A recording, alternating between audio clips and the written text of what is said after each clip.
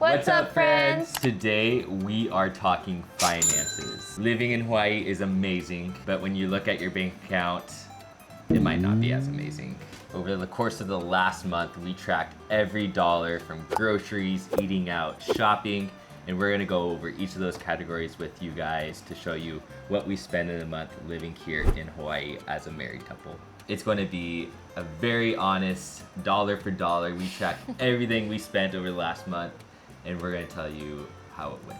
Our first category that we're gonna get into is our saving and investing accounts. So Kenzie and I both have our own individual Roth IRAs that we contribute $50 to each month. And we know it's not a lot, but we just want to make sure that we're contributing to an investment account early on, just to build that habit, because it's a really good habit to build. And then 20% of our paycheck goes into just a general savings account for long-term savings. And I feel like all that's pretty standard. And so we're just trying to build up those good saving habits and investing habits early on, so it's easier down the road. For the total that we spend on just saving and investing each month, between the two Roth IRA accounts and the savings account, it's $732.85 last month.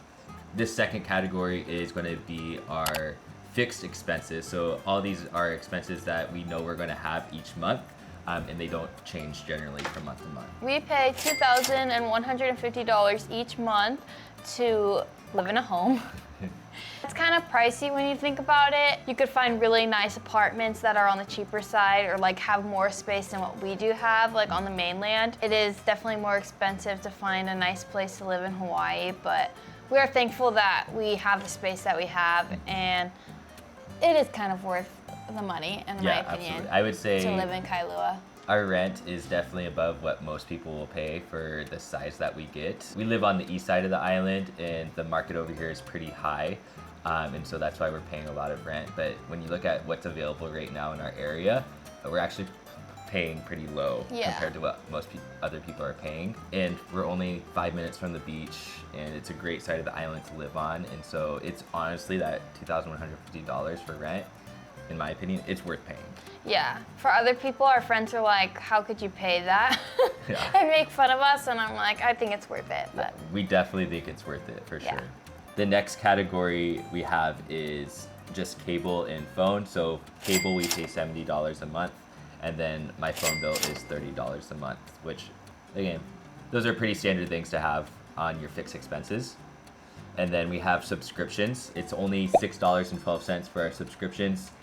This is just Apple storage. And that's for the both of us, That's because I for pay the like both of us, $3 every month. So that's or a small something. expense that we paid last month. For our gym membership, we both pay around like $20 each month, so it came out to $43.98. We do work out at 24 Hour Fitness. There is a UFC gym closer, but it's more pricey, so we like saving money, obviously, and just we know 24 Hour really well, so that is our gym membership. We also pay auto insurance and renter insurance each month. So the auto insurance is going to be $195. And then our renter insurance is just $15.82. The last fixed expense that we have each month is my student loans. As much as I hate to say it, I have to pay these student loans each month. So that expense is $425.65. It's really heartbreaking. I hate having student loans. It was the thing I needed to do to get into my career as a teacher. There wasn't really any alternatives, so I had to get the loans. I had to do that to become a teacher. But in the end, I honestly think it's worth it because I have a career that I love, and it gives me a steady schedule, a steady salary. I also wanted to add that we both have paid off both of our cars.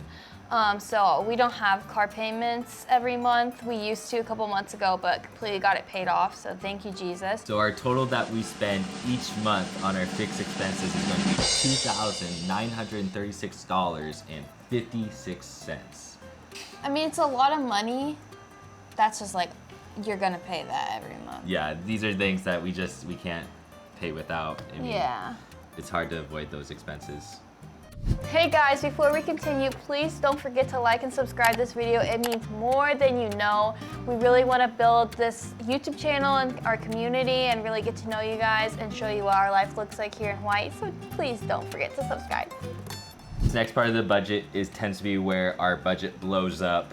we're gonna get into our variable expenses. Our variable expenses are the ones that tend to fluctuate the most depending on the month.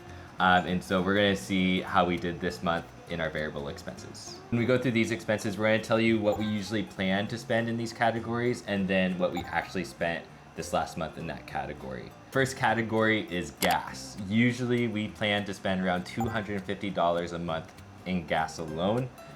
This month, it's happy to say, we were under that. We spent $190.10.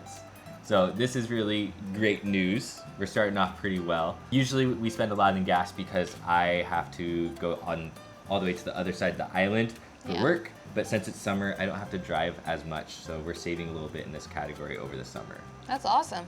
Yeah, go us.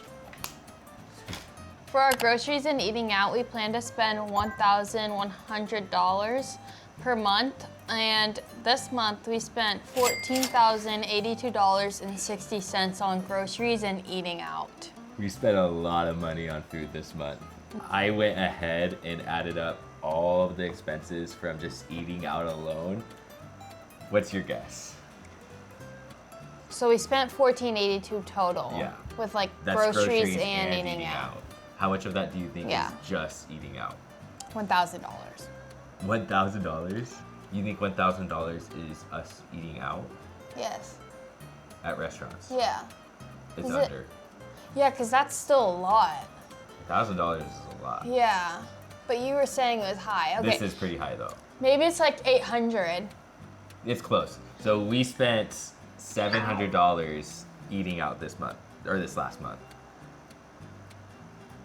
Usually we like to say between $800 and $900 in groceries, and then the rest can go towards like eating out and stuff. Yeah, because we make a lot of like food at our at home. We make a lot of food at home, and like sometimes we'll go and like if we don't know what to make that night, but that's like 1 or 2 times a week at most.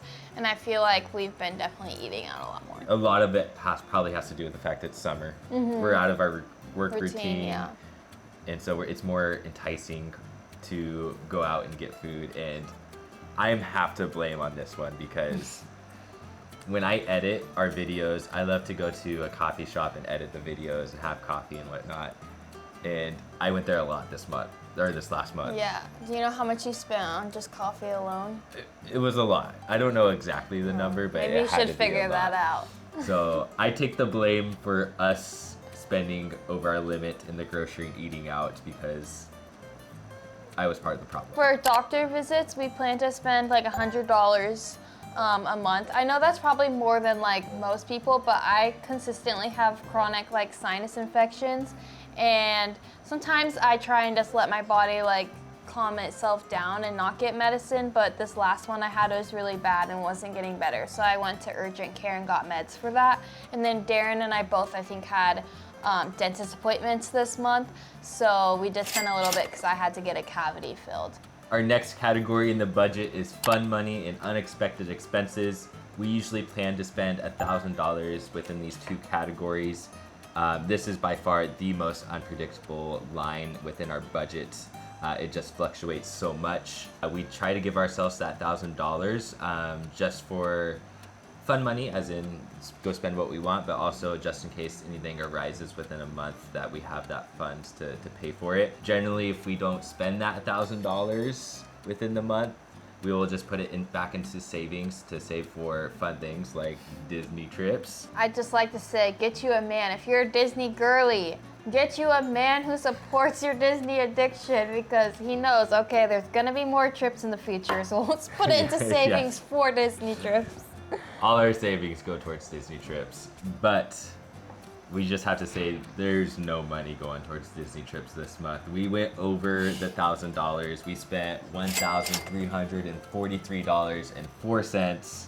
So that means no money is going towards Disney this month. It's okay. We want to hear from you guys. In the comments, tell us what budget item usually destroys your budget. For us, it's definitely our Target trips and eating out. So let us know down below what really messes up in your budget and you're always saying we need to do better at that. Over the course of June, we budgeted to spend $6,119.41. but we actually ended up spending $6,832.48. That means that we spent $713.07 over budget. It's not very good. That's not very good at all. I would say about just over $6,000 is what we typically spend in a month living here in Hawaii, even though we just shared a month where we went way over budget. About $6,000 for us is what we spend. How does that compare to you where you live? Just let us know in the comments. That'd be great to know. Because are we spending a lot to live here in Hawaii? Probably. Yeah. But it's worth it. To manage the high prices here in Hawaii, to make sure that we are able to live here and survive here, I've been keeping a budget ever since we moved here, every month. And I think it's really important that wherever you live, you're keeping a budget, because it's important that you know that you're making more than you are spending. Yeah. You don't never want to spend more than you actually are earning. And so we just keep a monthly budget to make sure that we are on that right track. I think it's okay to admit that we didn't stick to our budget this last month and we went way over. I think we're not perfect, it happens, but we're gonna make the necessary adjustments that we need to make so in the next month that we don't go over budget and we stay on the right track. Usually I'm the person who takes care of the finances and budgeting for us, but we've been trying really hard to make sure that we are including both of us in that, because it is both of our money.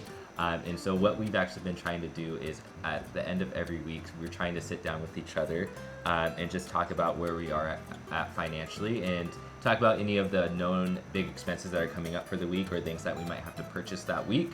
And this helps us just be more aware and plan ahead, so we don't have any big surprises, and that we are meeting those budgeting goals that we have every month. If you made it all the way to the end of this video, that means that you must have really liked the video and you really like us. So you should probably hit the thumbs up and the subscribe button and help our channel grow.